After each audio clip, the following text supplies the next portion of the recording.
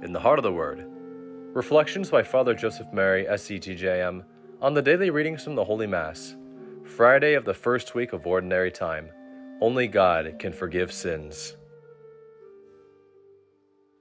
God bless you, dear family. Today in the Heart of the Word, Jesus is teaching and preaching in the house of Simon Peter. When 4 men bring a man on a stretcher through the roof of Simon's house so that Jesus can heal him. The healings of Jesus are powerful.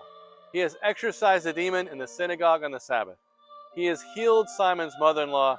He has cleansed, healed, and restored the life of a leper. But in today's gospel, something happens that has never happened before. Something that no man has ever said before, and Jesus says it, and he means it because he has the authority to do it. When the paralytic is lowered through the roof of Simon's house, the first thing Jesus does is look at the paralyzed man with compassion. But he does not heal him immediately.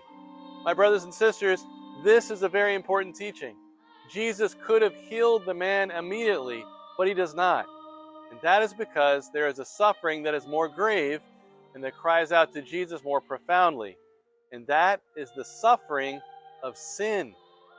Without the paralytic saying a word, Jesus looks at him and tells him, "Your sins are forgiven."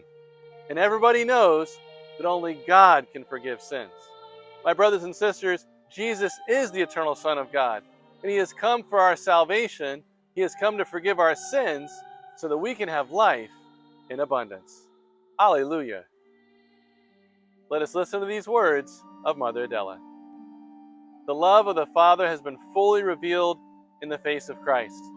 His love is merciful because it receives and forgives the sinner, because it heals him, restores him, and returns him to his greatest dignity.